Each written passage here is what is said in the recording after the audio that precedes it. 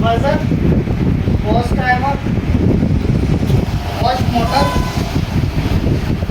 Speed motor, capacitor, main supply. जो हमारा main supply में जो न्यूट्रल होता है ना, वो कॉमन होता है। न्यूट्रल हमारा दोनों मोटरों में जाता है और सिंगल जाता है, ना कि किसी से कनेक्ट होता है। वही न्यूट्रल हमारा मोटरों में जाने से पहले वो न्यूट्रल हमारा सीधा जाएगा तो हमारा डोर स्विच में इसलिए लगाया जाता है डोर स्विच जब हमारी स्पिन का टाइम पूरा हो जाता है या पूरा नहीं हो पाता है, हमें कपड़े एक्स्ट्रा डालने हैं या फिर कपड़े उसमें से निकालने हैं, तो जब हम उसका डोर उठाएंगे ना तो हमारी मोटर के अंदर न्यूट्रल बेस दोनों ही जाएंगे, तो मोटर रुकेगी नहीं। उसको डोर उठाने पर उसके ब्रेक लग जाएगा, मोटर फिर भी वाइब्रेशन करती रहेगी। इसलिए डोर स्विच के अंदर न्यूट्रल इसीलिए हम लोग देते हैं, जिस वक्त हम डोर अपना उठाते हैं तो स्विच की तरफ से सप्लाई खत्म हो जाती है, कट जाती है। इसलिए हम अपना न्यूट्रल डोर स्विच के साथ देंगे और हमेशा डायरेक्ट डोर पर दे देते हैं, डोर स्विच हटा दिया पर नहीं हटाते, वो एक मोटर की सेफ्टी के लिए लगाया है। कंपनी जो लगा कर देती है वो मोटर की सेफ्टी के लिए लगाकर ही देती है। आपका कैनिस्टर आता है, कैनिस्टर के अंदर में दो चीज़ होती है, 4 वायर होती है। उसके अंदर वायर कलर कोड के हिसाब से MFD भी लिखी होती है कैनिस्टर के ऊपर कि कितने MFD का कौन सी मोटर में कौन सा वायर लगेगा। 10 MFD और ज़्यादा है तो वो हमारा वॉश में स्पीड में 6 MFD। कलर कोड यहाँ पे कलर कोड नहीं दर्शाया गया है, पर कलर कोड जो होता है, कलर कोड कोई सा भी आता है, लाल पीला हरा नीला कुछ भी आ सकता है, ठीक है। तो वो कलर कोड के हिसाब से ही MFD भी लिखा जाता है कि 6 MFD इस कलर के ये तार है और 10 MFD इस कलर के ये तार है। ये कैपेसिटर में हमेशा कभी भी आप कैपेसिटर लोगे तो वहाँ पर आपको जब भी MFD देखना है, अगर हमारे पास ये कैपेसिटर नहीं है, अपनी वॉशिंग मशीन चलानी है, ठीक है, तो हम अपनी जो स्पिन मोटर है, स्पिन मोटर के अंदर में हम जो MFD की हमारी स्पिन मोटर में लिखा होता है, स्पीकर लगा होता है, जितने MFD का कैपेसिटर उसके अंदर लगा हुआ है, तो हम एक मार्केट से कैपेसिटर लाकर उस मोटर में लगा सकते हैं, अलग से कनेक्शन देकर। और जो हमारी वॉश मोटर में है वो भी कैपेसिटर हम मार्केट से परचेज करके खरीद के लगा सकते हैं, पर MFD सेम होनी चाहिए। MFD कम नहीं होनी चाहिए, कम होगी तो लोड नहीं लेगी, ज़्यादा होगी तो मोटर हीट होकर खराब होगी, ठीक है। हमारी मोटर के अंदर वॉश मोटर में 3 तार होती है, एक कॉमन डायरेक्ट जाती है, एक स्टार्टिंग और एक रनिंग। स्पिन में और वॉश में इन दोनों में कोई भी डिफरेंट नहीं है, सिर्फ और सिर्फ शाफ्ट के अलावा। शाफ्ट जो लगती है, जो उसके अंदर शाफ्ट होती है वो स्टीम की अलग होती है और वॉश की अलग होती है, क्योंकि हमारी जो स्पिन मोटर है उसके अंदर भी न्यूट्रल, टेस्ट और स्टार्टिंग दिया होता है। वही हमारी वॉश की मोटर में भी न्यूट्रल, टेस्ट और स्टार्टिंग दिया होता है। पर इतना होता है कि हमारी जो ये स्टार्टिंग है हम सिंगल चला देते हैं, कैपेसिटर में लगा के सिंगल चला देते हैं। पर जो हमारी वॉश की होती है, वॉश की जो होती है, वॉश के अंदर हम टाइमर से ही 2 तार लेकर वो वहाँ कनेक्ट होते हैं। कनेक्ट इसलिए होते हैं कि फर्स्ट टाइम राइट साइड घूमने के लिए या लेफ्ट साइड घूमने के लिए फर्स्ट टाइम वो सप्लाई छोड़ेगा। जब वो सप्लाई अपनी काटेगा तो सेकंड टाइम हमारी जो सप्लाई आ जाएगी वो दूसरी वायर में आ जाएगी। तो इसलिए इसके अंदर में यही चीज़ दर्शाया गया है कि न्यूट्रल और फेस हमारे 2 तार है। स्टार्टिंग जो है वो भी इसके अंदर फेस है, वो भी फेस है। एक जो कटेगा वो फेस पे आ जाएगा, दूसरा जो कटा है वो हमारा स्टार्टिंग बन जाएगा। स्टार्टिंग बाय फेस डिवाइड अपने आप टाइमिंग के अकॉर्डिंग डिवाइड होते रहेंगे, एक दूसरे में चलते रहेंगे।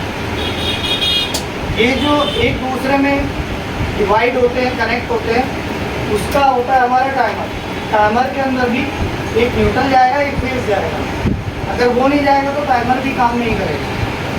टाइमर काम नहीं करेगा तो हमारी पूरी मशीन में कुछ भी वर्क नहीं करेगा। हमारा जो स्पिन का टाइमर होता है उसके अंदर एक न्यूट्रल होता है और एक फेस होता है। वो इसलिए होता है क्योंकि हमारे कनेक्शन वहाँ से डायरेक्ट होते हैं। कैपेसिटर सिर्फ और सिर्फ स्टार्टिंग देता है। एक वायर हमारा जो फेस का है वो कैपेसिटर में आ जाएगा, एक वायर हमारा जो फेस का है वो मोटर में आ जाएगा। मोटर और कैपेसिटर दोनों एक जगह कनेक्ट हो गया। एक वायर न्यूट्रल बचा वो न्यूट्रल में चला जाएगा। अब जो तीसरा तार बचा उसको हम कैपेसिटर के दूसरे भाग में, दूसरा जो तार निकला हुआ है उसके अंदर देंगे, क्योंकि कैपेसिटर इसलिए दिया जाता है मोटर को स्टार्टिंग देने के लिए। मोटर को अगर मोटर के ऊपर लोड पड़ता है किसी भी चीज़ का, उसकी कैपेसिटी बढ़ाने के लिए, ताकि लोड पड़ने पर मोटर ख़राब ना हो, डेड ना हो, या लोड पड़ने पर मोटर की वाइंडिंग हीट ना हो, इसलिए कैपेसिटर दिया जाता है। ठीक है, कोई और पूछना चाहता है कुछ? सर जी, ये कैसे पता करें किस मोटर पे कितना कैपेसिटी लगेगा? इस मोटर पे कितना कैपेसिटी का कैपेसिटर लगेगा, ये चीज़ ना। हमारी अगर वॉश की मोटर है तो उसके अंदर में 10 एमएमपी का कैपेसिटर लगेगा, और अगर हमारी स्पिन की है तो उसके अंदर में 6 एमएमपी का कैपेसिटर लगेगा। वो इसलिए लगेगा क्योंकि हमारी इस मोटर के साथ में गियर बॉक्स भी कनेक्ट होता है और ये बेल्ट पे चलता है। जब बेल्ट पे चलेगा, आपने कपड़े डाले, केजी का हिसाब होता है मशीन में, 6 केजी, 8 केजी, 10 केजी, 14 केजी होता है ना। तो केजी का हिसाब किस लिए होता है? सिर्फ और सिर्फ कपड़ों का वेट नहीं होता, उसके अंदर पानी का भी वेट। आप अगर उस वेट से ओवर वेट आप डालते हैं तो मोटर खराब ना हो, इसलिए उसके अंदर ज़्यादा कैपेसिटी का कैपेसिटर लगाया है। केजी काउंट कैसे होते हो? केजी मशीन के ऊपर लिखा होता है। नहीं, हमने कितना डाला है? वो तो मशीन 7.5 केजी, हमने कितना डाला है? उसी चीज़ के लिए तो कैपेसिटर दिया होता है, क्योंकि आपको अंदाज़ा नहीं है, आप पानी नाप के तो डालोगे नहीं। क्योंकि अगर हमारी 6 किलो की मशीन है तो हमने पानी 4 किलो डाल के 2 किलो कपड़े डालते हैं, पर जो कपड़े भीगेंगे ना तो उनका वेट 2 किलो से ऑलरेडी 8 किलो में अपने आप बदल जाएगा, 4 किलो में अपने आप बदल जाएगा, 6 किलो में अपने आप बदल जाएगा, क्योंकि कपड़ा भीगने के बाद भारी हो जाएगा। इसीलिए वो कैपेसिटर लगाया गया।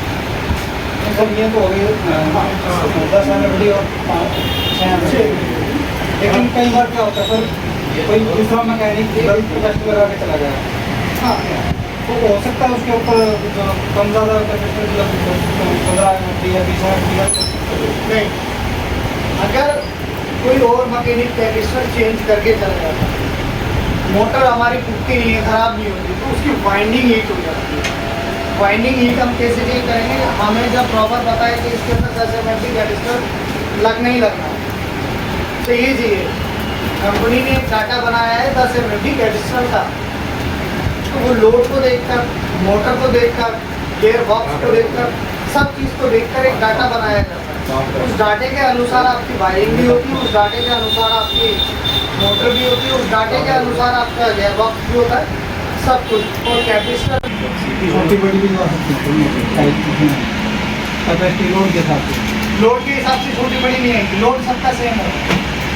अगर आप जाते हो तो लोड के हिसाब से हमारा 12 MMT या 15 MMT जो भी कैपेसिटर है वो आप लगाओगे तो उसको लगाने में पता क्या नुकसान होगा, आपकी मोटर उस वक्त तो चलेगी, आपकी मोटर उस वक्त तो चलेगी, उस टाइम चलेगी, और आपको ये नहीं पता लगेगा कि आपकी मोटर हीट भी होगी। क्योंकि जैसे जैसे उस पर लोड पड़ेगा ना, सप्लाई बढ़ेगी उसकी। हमारे पीछे से 220 वोल्ट लगा रहे, पर जब हमने कपड़े डाले, सप्लाई सब कुछ पानी डाला, उसके अंदर चलाया तो 220 वोल्ट बढ़ जाता। वो कैपेसिटर अपने ऊपर लोड देता है, मोटर को जितनी कैपेसिटी चाहिए ना वो उससे अपने अंदर खींचती है, वो कंट्रोल रखता है उसमें, ताकि मोटर हीट ना हो, वाइंडिंग हीट ना हो और कहीं पे शॉर्ट सर्किट ना हो। और कैपेसिटर का जो आप कह रहे हो कि कैपेसिटर की MMT, भाई हमारी मोटर हम चेंज करते हैं उसको, यही सवाल था ना, तो कैपेसिटी बढ़ सकती है। तो कैपेसिटी कभी भी कोई भी अगर आप रिप्लेसमेंट मोटर भी लेते हैं उसके अंदर भी बढ़कर नहीं होगी।